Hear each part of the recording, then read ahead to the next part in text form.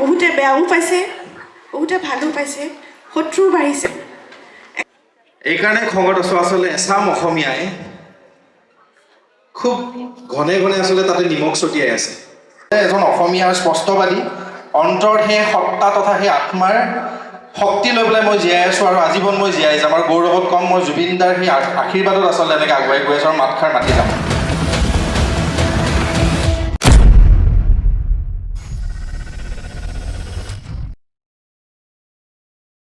নমস্কাৰ, মই ৰণু এটা বিশেষ ভিডিঅ'ত আপোনালোক সকলোকে স্বাগতম জনাইছোঁ।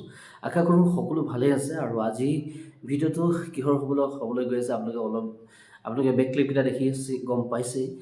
ছেভ নৰ্থ ইষ্ট 2025 থাৰ্ড এডিশ্যনৰ এইটো হ'ল পাৰ্ট 2। ছেভ নৰ্থ ইষ্ট অনুষ্ঠানটোত বহুবিলাক সাংস্কৃতিক অনুষ্ঠানৰ লগতে আমাৰ মৰমৰ শিল্পী জুবিনদাৰ প্ৰতি শ্ৰদ্ধাঞ্জলি জনাই এক শ্ৰদ্ধাঞ্জলি অনুষ্ঠান ৰখা হৈছিল। আৰু তালৈ জুবিনদাৰ খুবেই ঘনিষ্ঠ বহুসকল ব্যক্তিক তালৈ নিমন্ত্ৰণ কৰা হৈছিলে আৰু তেখেতলোকে জুবিনদাৰ সম্পৰ্কত কি মন্তব্য আগবঢ়ালে আৰু সেই মন্তব্যসমূহ কি আগবঢ়ালে যদি মই এই ভিডিঅ'টোৰ যোগেদি আপোনালোকক প্ৰস্তুত কৰি নিদিলোহেঁতেন তেনেহ'লে বহুতবিলাক বস্তু আপোনালোকৰ মাজৰ পৰা স্কিপ হৈ গ'লেহেঁতেন। চ' ডেট মই এই কথাখিনি ইম্পৰ্টেণ্ট বুলি ভাবি আপোনালোকলৈ ভিডিঅ'টো আগবঢ়াইছোঁ। চ' আহক আজি ভিডিঅ'টোৰ মাজলৈ আগবাঢ়িছোঁ। মই বিশেষকৈ প্ৰথম দিনাখনৰ পৰাই যেতিয়া মই খবৰটো পাইছোঁ, মইতো মানে চবৰে সেইটো কেনেকুৱা অৱস্থা হৈছে গম পাইছে। সেই ইমান দিনৰ যে এটা ক্ষোভ আছিলে মনত, সেই ক্ষোভটো মানে একদম আগ্নেয়গিৰি হৈ ওলাই গ'ল। মানে তেওঁৱেই নাই, কাৰ কাৰণে কি ৰাখিম মানে পেটত কথাখিনি। তো যি আছিল চব খোলাকৈ ক'লোঁ। আৰু তাৰ কাৰণে হয়তো বহুতে বেয়াও পাইছে, বহুতে ভালো পাইছে, শত্ৰু বাঢ়িছে, একো নাই। আৰু তেওঁ য'তে আছে আমাক চাই আছে জানো। মোৰতো নিয়ৰ টোপালটো দেখিলেও তেওঁলৈ মনত পৰে, গছ এজোপা দেখিলেও তেওঁ, নদীখন দেখিলেও, কাৰণ তেওঁ প্ৰকৃতিক ইমান ভাল পাইছিলে। এবাৰ আমাৰ অনুষ্ঠান মাজুলীত আছিলে আৰু মই বৰষুণ দি আছিলে, বোলো দাদা ইমান বৰষুণ দি আছে আজি, প্ৰগ্ৰেম কি হ'ব ঠিক নাই আজি দেই। কৈছে চিন্তা নকৰিবি, মই এতিয়াই বৰষুণ ৰখাই দি আছোঁ ৰ। মই বোলো কিনো কৈ থাকা আৰু তুমি আৰু বৰষুণ কেনেকৈ ৰখাই দিবা, অথনিবা বৰষুণ দি আছে, তই চাই থাক বুলি কৈ পেলাই কিবা কৰিলে আৰু এনেকৈ কিবা একদম এনাৰ্জি কি কৰিলে মই নাজানো। কিন্তু এইবোৰ কথা এতিয়া অনুভৱ কৰিছোঁ, সঁচাকৈ বৰষুণ ৰখি গ'ল। মানে ময়ো আচৰিত হ'লোঁ, কিন্তু তেতিয়া ইমান অনুভৱ কৰা নাছিলোঁ। এতিয়া মানে প্ৰত্যেকটো কথা তেওঁ কোৱা, প্ৰত্যেকটো তেওঁ ভৰিখন হাতখন যে চুবলৈ নাপাম আৰু তেওঁ কথাকেইটা যে শুনিবলৈ নাপাম আৰু সেই কথাবোৰ বহুত আঘাত মানে বিন্ধি আছে মনত। আৰু কি ক'ম আৰু, মোক চতিয়াৰ পৰা অহা ছোৱালী এজনী কোনো চিনি পোৱা নাছিলে, তেওঁ এটা পৰিচয় দিলে, মোক মৰমত কলি বুলি মাতিছিলে। আগতে মোৰ বহুত খং উঠিছিল, প্ৰথমতে কিয় মোক এনেকুৱা কৰা তুমি, মোক খং উঠে। তেতিয়া আকৌ বেছিকৈহে কৰে, গৰিমা বৌয়ে কয় তুমি নক'বা, ক'লে বেছি কৰিব বুলি। পিছলৈ নোকোৱা হ'লোঁ।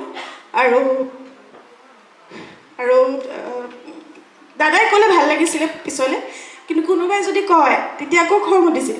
মোক দাদাইহে মাতিব, আপোনালোকে কিয় মাতে, এনেকুৱা টাইপৰ মোৰ মানে খং উঠে। আৰু কাকো নকওঁ, কিন্তু লগৰখিনিক কওঁ দাদাইহে মোক মাতিব, বেলেগে কিয় মাতিব, এনেকুৱা কওঁ। কিন্তু এতিয়া যে সেই শব্দটোৱে ভাল লগা হৈ থাকিলে মোৰ, সেইটোৱে ভাল লাগে মোৰ। মই আচলতে এনেকুৱা অনুষ্ঠানত আহিম বুলি মই জানো, মই কান্দিম মানে মই জানো। মই কোনো নিউজ চেনেলত সেইকাৰণে যোৱা নাই, বহুত সাহস কৰি আহিছোঁ আজি আপোনালোকৰ উদ্দেশ্যটো চাই পেলাই। আপোনালোকক ইমান ধুনীয়াকৈ মাতিছে আৰু এতিয়াতো ফেচ কৰিবই লাগিব ন, যি হৈছে সেইখিনি ফেচ কৰিবই লাগিব। আৰু মই ষ্ট্ৰং হয় বহুত, মই জানো। আগতে নাছিলোঁ, এতিয়া ষ্ট্ৰং হ'বই লাগিব মানে। কাৰণ মই যদি আজি নিজকে প্ৰুভ কৰিব নোৱাৰোঁ, দাদাই বহুত দুখ পাব। ধন্যবাদ। চৰি, মই আৱেগিক হৈ গৈছোঁ, কন্দুৱাব কাকো নিবিচাৰোঁ। কিন্তু তেওঁ য'তে আছে ভালে থাকক আৰু সকলোকে আশীৰ্বাদ কৰক আমাক। আৰু মই জানো তেওঁ য'তে আছে আমাক চাব, আমাক কিন্তু কষ্ট পাব নিদিয়ে। সাংবাদিক ক্লিনত আমাক কিন্তু যোনে যি বেয়া কৰিব চালেও আমাক নোৱাৰে কিন্তু কৰিব মইতো ক'তো লৈ আছে নোৱাৰে আৰু তেওঁ মই নমৰালৈকে যুঁজিম তেওঁ জাষ্টিচ পাবই লাগিব আৰু মই কোৰ্টতো গৈ কৈছোঁ আৰু তেওঁ কিছুমান কথা মোক কৈ থৈ গৈছিলে মোৰ একো ভাগ্য আছিল চাগে মই সেইখিনি কথা আজি ক'ব পাৰিলোঁ কোৰ্টত ক'ব পাৰিলোঁ SIT আগত ক'ব পাৰিলোঁ আৰু সেইখিনি কথাই আজি বহুত বহুত বেছি দৰকাৰী হৈ পৰিলে মানে যাৰ কাৰণে মই চবেই মোক থেংক ইউ দিছে SIT বাইদেউসকলে যে তোমাৰ কাৰণে থেংক ইউ শতাব্দী বুলি কৈছে কৈছোঁ নাই মইহে থেংক ইউ কৈছোঁ কাৰণ মই যে আপোনালোকৰ ইনভেষ্টিগেশ্যনৰ পাৰ্ট এটা হ'ব পাৰিলোঁ বা মই দাদাৰ জাষ্টিছত অকণমান হ'লেও সহায় কৰিব পাৰিলোঁ দাদা ইমান সোনকালে যোৱা মানুহ নাছিলেতো তেওঁ বহুত মনটো বহুত বহুত সপোন আছিল তেওঁৰ কেতিয়াও সৰুকৈ কোনো কথা ভাবি পোৱাই নাছিলে তেওঁ ইমান মৰম কৰিছিল আমাক এই 11.5 বছৰ কোনোদিনাখন গালি এটা পাৰি নাপালে চমৰটো বাদেই মোক খালি হ'ব তই গৰু তই মাটি তই বুজিছোঁ মই হ'ব মই তুমি যেনেকৈ ভাবা সেইটোৱে হয় কিন্তু তেওঁ আছে মই জানো তেওঁ চাই থাকিব গান গালোঁ এনেকুৱা লাগে তেওঁৰ লগত আছে আৰু এতিয়া এটাই দায়িত্ব আমাৰ সকলো নৱপ্ৰজন্মৰ সকলো শিল্পী হওক আমাৰ সকলোৰে তেওঁ আদৰ্শখিনি আগুৱাই লৈ যোৱা আৰু কষ্ট কৰিব লাগিব চবেই ভাল কাম কৰিব লাগিব তেওঁৰ নিচিনা চাগে আৰু 100 কিমান জনমলৈতো নোলাব ঠিক মানে ঠিকেই নাই আমি চাগে নাথাকিমেই তেওঁৰ নিচিনা এজন সত্তা জন্ম হ'বলৈ ভূপেন হাজৰিকাৰ পিছততো তেওঁৱেই আছিলে গতিকে আমি তেওঁ হ'ব নোৱাৰোঁ কিন্তু আমি নিজে যি হয় সেইটোকে ভালকৈ কৰিব লাগিব কষ্ট কৰিব লাগিব আৰু তেতিয়াহে দাদাই আমাক ভাল পাব আৰু এটা কথা স্পষ্টবাদী সদায় হ'ব লাগে মানুহ ডিপ্ল'মেটিক কেতিয়াও হ'ব নালাগে সদায় কৈছিলে আৰু প্ৰত্যেকটো কথা মই সেইটো কাৰণে তেওঁৰ কথাখিনিয়ে ফ'ল' কৰি আহিছোঁ আৰু সেইখিনিয়ে ফ'ল' কৰি যাম সদায় মোক কোনো মেনুপুলেট কৰিব নোৱাৰে মানে মোক কোনো মেনুপুলেট কৰিব নোৱাৰে আৰু ইমান দিন হৈ গ'ল গোটেই অসমখনে কান্দি আছে কোনো শান্তিৰে কিন্তু শুব পৰা নাই য'তে যাওঁ তাতে লগ পাওঁ ন বেলেগ বেলেগ ধৰণৰ ব্যক্তি আহি পেলাই আজিও দেখিছে চবেই আহি কান্দিছে একো নাই আমি ভালকৈ থাকিব লাগিব আৰু দাদাই আৰু অসমখনৰ কাৰণে কাম কৰি যাব লাগিব সেইটোৱেই অসমখনক তেওঁ বহুত ভাল পাইছিলে মানে সাংঘাতিক মানে ক'ব নোৱাৰোঁ মানে মানুহ প্ৰিয় আছিলে আৰু মানুহ সঁচাকৈ মানুহেই পালে এতিয়া আৰু লাষ্টলৈ আচলতে মানুহে সেয়ে পায় ধন সম্পত্তি নাপায় লাষ্টলৈকে সেইটো বস্তুৰ কাৰণে মানুহ কষ্ট কৰে সদায় জীৱনত আৰামত থাকিম পইচা পাতি এইটো কথা কাৰণে নহয় এই যে মানুহ পোৱা যোনটো কয় মানুহৰ আশীৰ্বাদ পোৱা মৰম পোৱা এইটোহে ডাঙৰ কথা আচলতে গতিকে মোকো আশীৰ্বাদ কৰিব মৰম দিব বহুত বহুত ধন্যবাদ মাতি অনাৰ কাৰণে কিন্তু এতিয়া অকণমান সময় লাগিব গীত গাব নোৱাৰিম গাম বাৰু ধন্যবাদ জনাইছোঁ আৰু উদ্দীপনা খুব ধুনীয়া কাম কৰি আছে শুভেচ্ছা জনাইছোঁ আপোনালোকক আগলৈ যাতে আৰু ধুনীয়া ধুনীয়া কাম কৰি যায় আৰু সকলো এটা মহিলা সবলীকৰণৰ ওপৰতো চাগে তেওঁলোকে কাম কৰি আছে হয়নে নহয় মানে মই উদ্দেশ্যটো মততো ভালকৈ ইমান গম নাপাওঁ কিন্তু সঁচাকৈ ধন্যবাদ জনাইছোঁ আৰু এই অনুষ্ঠানটোত আহি সঁচাকৈ ভাল লাগিছে নিজৰ লাগিছে মানে প্ৰত্যেকে আহি পেলাই কথা পাতিছে বা মোৰ এনেকুৱা এটা পজিটিভ এটা এনাৰ্জি আছে আৰু বাও আছে পজিটিভ খুবেই ধুনীয়া খুব ধুনীয়াকৈ হাঁহি থাকে চবকে ভাল লাগিছে লগ পাই বহুত বহুত ধন্যবাদ অকণমান কন্দালো বেয়া নাপাব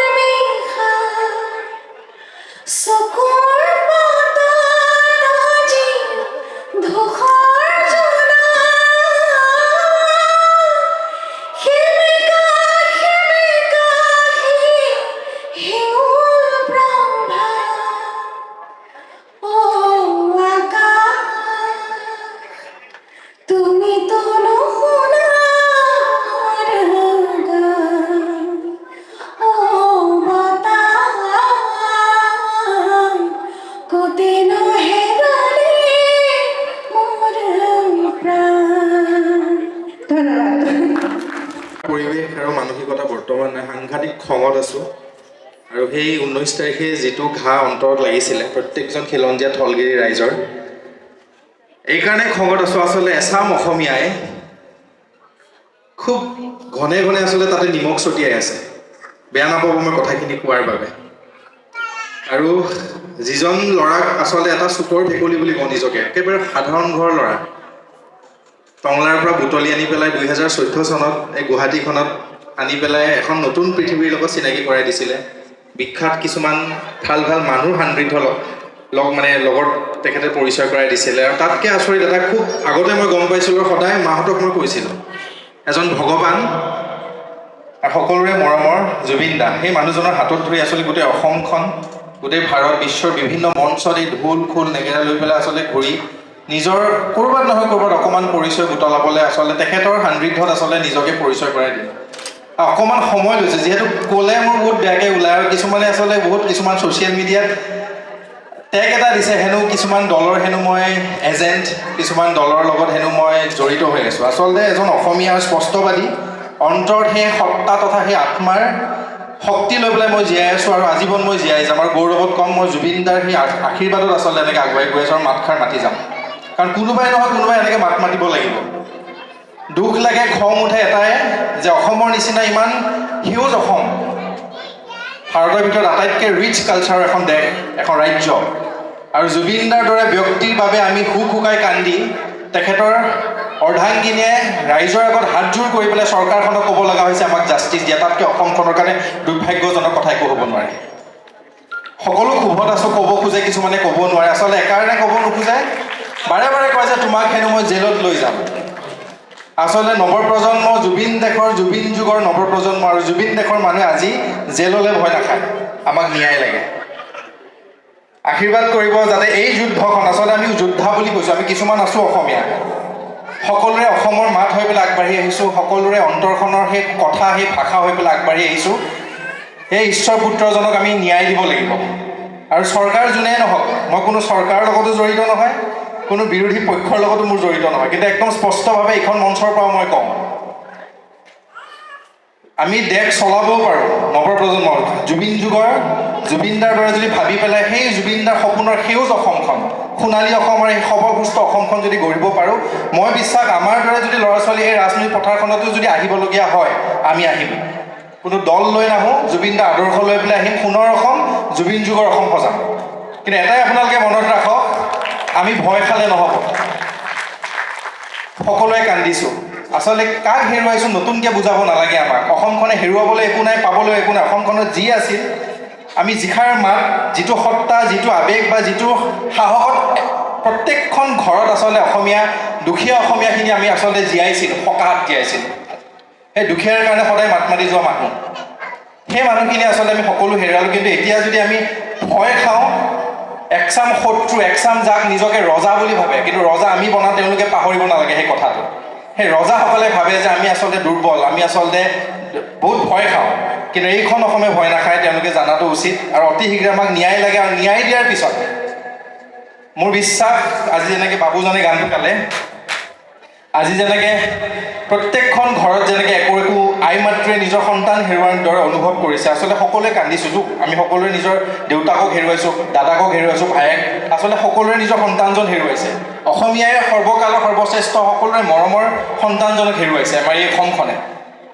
মোৰ বিশ্বাস আহিবলগীয়া যুগত আজিৰ পৰা অসমীয়াই পঢ়িব, অসমত IAS অফিচাৰ হ'ব, অসমত ACS হ'ব, অসমত ভাল ভাল অধিবক্তা হ'ব, ভাল ভাল বহুত চোকা চোকা ল'ৰা ছোৱালী জন্ম হ'ব। কিন্তু আৰু তাতকৈ গৌৰৱৰ কথা, আৰু কৈ গৌৰৱ অনুভৱ কৰিম, যেতিয়া কণমানি কেঁচুৱা বাবা বা মাইনা এগৰাকী জন্ম হ'ব, নতুন অসমীয়াৰ সেই আইজনীয়ে নতুনকৈ ক'বলৈ শিকিছে আজিৰ পৰা, মোৰ ঘৰত যাতে এটা বলিষ্ঠ কণ্ঠ জুবিন গাৰ্গৰ দৰে এজন মানুহ জন্ম হয়। আৰু সেইটোতকৈ আচলতে গৌৰৱৰ কথা অসমবাসীৰ কাৰণে নতুনকৈ একো হ'ব নোৱাৰে।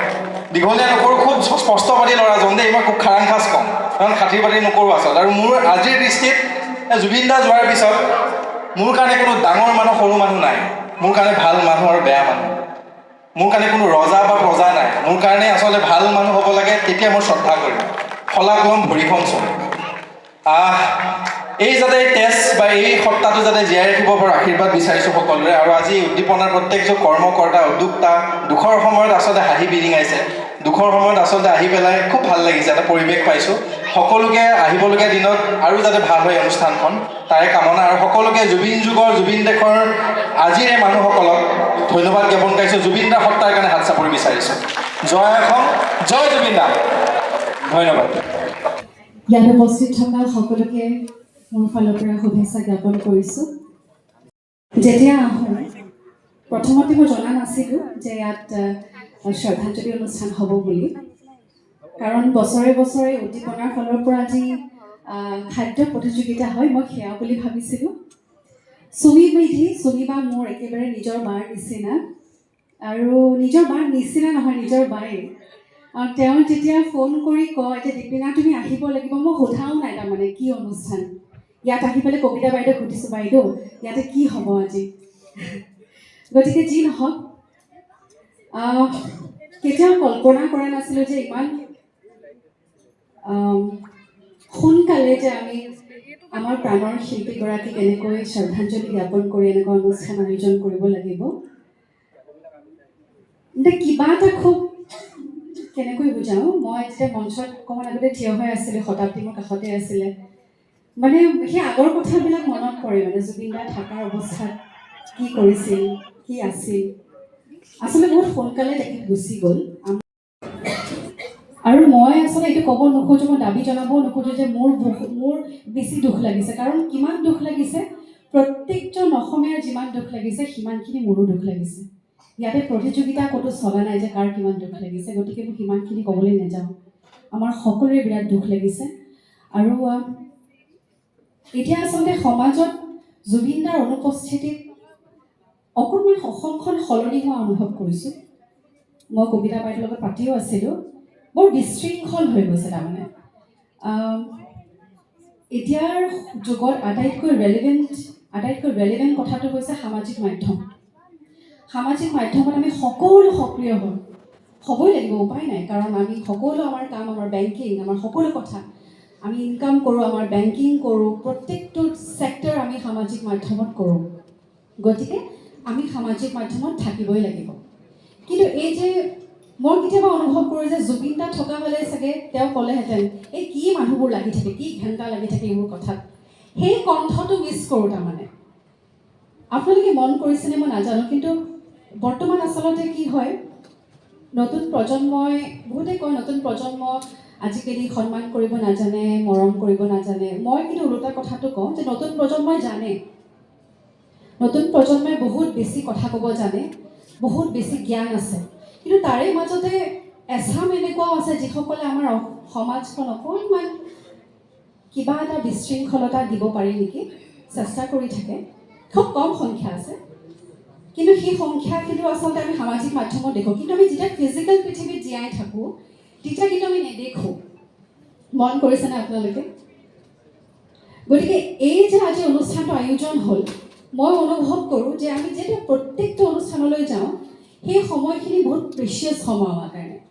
কাৰণ এই যে আমি সামাজিক মাধ্যম হওক, এই যে আমাৰ কামবোৰৰ পৰা ফালৰি কাটি যে আমি অনুষ্ঠানত বহিছোঁ, এই যে নাচটো যে চালোঁ, থাৰ্ড থিয়েটাৰ ইনিচিয়েটিভ নামটো যদি মই ভুল কোৱা নাই, তেওঁলোকৰ যি নাচ দেখিলোঁ, তেওঁলোকৰ মুখত যি ধুনীয়া উজ্জ্বল হাঁহি দেখিলোঁ, তাৰমানে সেইটো কিন্তু আমি বহি বহি যদি ফোনটো চাই থাকোঁ আমি নেদেখোঁ। গতিকে আৰু হওক, এনে অনুষ্ঠান আৰু হওক। মোৰ ফালৰ পৰা মই কি ক'ম, মই যিহেতু সাংস্কৃতিক কৰ্মী, মই এটা কথাই ক'ম যে অভিভাৱকজন যে নোহোৱা হ'ল তেনেকুৱা অনুভৱ কৰোঁ। 19 ছেপ্টেম্বৰৰ পৰা আজিলৈকে বহুত হুলস্থুল হৈ আছে। তাৰমানে বহুতে বহুত কথা কৈছে, কিন্তু আমি বিচলিত হৈ যাওঁ। উপায় নাই, যুগটোৱে তেনেকুৱা। কাৰণ বিভিন্নজনে বিভিন্ন কথা কয়, ক'বই, যিহেতু এটা প্লেটফৰ্ম আছে। কিন্তু তাৰে মাজতে আমি চাগে পাহৰি গৈছোঁ যে আমাৰ প্ৰাণৰ শিল্পীগৰাকীৰ প্ৰথম পৰিচয় কণ্ঠশিল্পী বা অভিনেতা, শিল্পী সত্তা আমি আচলতে সেই উদযাপন কৰিবলৈ পোৱা নাই। তাৰমানে সেই কথাটো চিন্তা কৰি পেলাই কণ্ঠশিল্পী অসম তথা আমি যিমান কণ্ঠশিল্পী আছোঁ, যিমান গায়ক গায়িকা আছে অসমৰ চুকে কোণে, সকলোৱে মিলি কোনো ধৰণৰ অনুদান নোলোৱাকৈ কাৰোৰে পৰা, কোনো ধৰণৰ স্পনচাৰ্ছ নাই, আমি অনুষ্ঠানটি আয়োজন কৰিছোঁ। গতিকে সকলো আহিব। আজি যেনেকৈ মই কথাটো ক'লোঁ যে ইয়াত আহিছোঁ, ভাল লাগিছে, সকলোৱে হাঁহি মাতিছে, নাচিছে, গাইছে, সেই যে পজিটিভ এনাৰ্জি সেইদিনাখন পাব বুলি মোৰ বিশ্বাস আছে, আপোনালোকে পাব। এতিয়া কথাটো হ'ল, এতিয়া আমি নেক্সট কি কৰিম? আমি যেতিয়া কাৰোবাক লগ পাওঁ, মই যেতিয়া কাৰোবাক লগ পাওঁ, মই শুনো যে এতিয়া কি কৰিম? তাৰমানে একেবাৰে ডিৰেকশ্যনলেছ হৈ গৈছোঁ। তাৰমানে আমি কি কৰিব লাগে? গান কৰোঁনে? চিনেমাখন শ্বুটিং আছে মোৰ ডিচেম্বৰৰ পৰা, কৰোঁনে? কি হ'ব? নিজে কিবা এটা গান সৃষ্টি কৰিবলৈ কালি ৰাতি মই বহিছিলোঁ চিষ্টেমত যে আজি কিবা এটা কম্পজিশ্যন কৰিম। তাৰপিছত কিবা এটা ছাবকনচিয়াছ মাইণ্ডে আকৌ ফালৰি কাটি পেলাই জুবিনদাৰ গান এটা উলিয়াই লয়। তাৰমানে সেইটো মই নকৰোঁ, সেইটো আই এম কণ্ট্ৰ'ল্ড বাই ছাবকনচিয়াছ মাইণ্ড, আৰু সেইটো প্ৰত্যেকজনৰে গৈ আছে। সুবাসনা বা এটা ধুনীয়া কথা কৈছে যে টিকলিনা, তুমি যদি আগবাঢ়িব খুজিছা, যদি তুমি গান সৃষ্টি কৰিব খুজিছা, তুমি কেইদিনমান জুবিনদাৰ গান নুশুনা। কিন্তু সেইটো সম্ভৱ জানো? নহয়। তাৰমানে এতিয়া আকৌ বেছিকৈহে শুনিবলৈ মন গৈছে। এতিয়া আকৌ তেওঁৰ গীতৰ অৰ্থবোৰ বেছিকৈহে মানে বুকুখন বিন্ধিছে। আপোনালোকৰ বিন্ধেনে বাৰু? এনেকুৱা লাগে যে সেই গানটো চাগে জুবিনদাই এইটো কাৰণেই লিখিছিল নেকি? তেতিয়া চাগে আমাৰ মাজত যে ঈশ্বৰ পুত্ৰ এজন আছে, আমিতো কোনো অনুভৱেই নকৰোঁ। চিনেমাখনো কৰিছিলোঁ মিছন চাইনা, তেখেতে আচলতে সাংস্কৃতিক পৃথিৱীখনত আনাৰ বুলি ক'লেও ভুল নহয় মোৰ। যিগৰাকী ছোৱালী মই অকল চাকৰি কৰাৰ সপোন দেখিছিলোঁ, গান চানটো কৰাই নাছিলোঁ বাৰু। অভিনয় অকণমান মন আছিল যদিও কৰা নাছিলোঁ, তেখেতে আনিছিল। গতিকে তেখেতৰ অনুপস্থিতিত আমি চিনেমাৰ কথা পাতিম, চিনেমা কৰিম, গান কৰিম, সেইটো অসম্ভৱ কথা। তাৰমানে কিন্তু জুবিনদাই কৈছিল যে আগবাঢ়িবই লাগিব। সময় আটাইতকৈ ডাঙৰ আৰু সময়ক ভয় কৰিব শিকিব লাগিব। শ্ব' মাষ্ট গ' অন। এতিয়া বহুত মই বাৰু অনুষ্ঠান কৰি থকা নাই বৰ বিশেষ, আৰু মই প্ৰস্তুত নহয় মানসিকভাৱে, কিন্তু বহুতে কৰি আছে, শতাব্দীহঁতে কৰি আছে, বহুতে কৰি আছে। তেওঁলোকক কিছুমানে কৈছে যে জুবিনদাৰ গান নাগাব, তেখেতৰ গানটো আপুনি তেখেতেই গাইছে, তেখেতৰ দৰে গাব নোৱাৰে, তেখেতৰ যদি গানেই নাগাওঁ কোনে গাব? সেই ধৰণৰো বহুত প্ৰশ্ন হৈছে। তাৰমানে বহুত বিভিন্ন বিচলিত কথা সমাজত এতিয়া বৰ্তমান। কিন্তু এতিয়া আমি সকলো আওকাণ কৰি এটা কথাত ফ'কাছ কৰিব লাগিব, যিহেতু তেনেকেই কৈছিল তেওঁ যে শ্ব' মাষ্ট গ' অন। আমি আগবাঢ়িবই লাগিব, আমি আমাৰ কৰ্ম কৰিব লাগিব, আমি আমাৰ চিনেমা, যিহেতু মই সাংস্কৃতিক কৰ্মী, মই চিনেমা কৰোঁ, মই গান গাওঁ, আমি গান গাব লাগিব। আৰু সমাজত এনেকুৱা বহুত কথা তেখেতে শিকাই থৈ যোৱা, সেই কথাবোৰ আমি আলোচনা কৰিব লাগিব। অকণমান খুলি পেলাই কৈছোঁ, মই ভাবোঁ যে আপোনালোকে শুনিছে, আৰু যদি কিবা ভুল কৈছোঁ ক্ষমা কৰিব। সকলোৱে ভালেই থাকক, স্বাস্থ্যৰ যত্ন লওক। জ্যেষ্ঠ শিল্পীসকল বহুতক দেখিছোঁ, বহুতক হেৰুৱালোঁ, তাৰমানে অকালত হেৰুৱালোঁ। তাৰমানে শেহতীয়াকৈ দীপক দাক হেৰুৱালোঁ। কোনোবাখিনিত তেওঁলোক চাগে স্বাস্থ্যৰ প্ৰতি যত্নটো লোৱা নাছিল। অকণমান আগতে চেতনা বাইদেউক দেখিছিলোঁ, তেখেতক মই ক'লোঁ যে বাইদেউ আপোনাৰ স্বাস্থ্যটো ভালেই দেখিছোঁ, আপুনি কিন্তু এনেকৈ যত্ন ল'ব, বহুত প্ৰয়োজন। তাৰমানে টকা পইচা ফেম এইবোৰ পাছত, প্ৰথমে স্বাস্থ্য। গতিকে স্বাস্থ্যৰ যত্ন লওক। ইয়াতে যিমান জ্যেষ্ঠ বহি আছে সকলোকে মই অনুৰোধ জনালোঁ, কনিষ্ঠসকলেও ল'ব লাগিব। কাৰণ এতিয়া যদি আমি বেয়া খাদ্য খাওঁ, বেয়া লাইফষ্টাইল এটা মেইনটেইন কৰোঁ, এই 40 ইয়াৰ্ছৰ পিছত আমাৰ গোটেই দেখা দিয়ে। তাৰমানে গতিকে আমিও যত্ন ল'ব লাগিব, আৰু আমি ভাল ভাল কথা আমাৰ সৰুখিনিক শিকাব লাগিব। আহ্বান থাকিলেও হাঁহি থাকিব লাগিব, আৰু নিজে যিখিনি কাম কৰোঁ সেইটো সদায় শিকি ভালকৈ আগবাঢ়ি কষ্ট কৰি যাব লাগিব। পাৰফেকশ্যনিজম মিথ, সেইটো কেতিয়াও নহয়, কিন্তু আমি কষ্ট কৰি যাব লাগিব।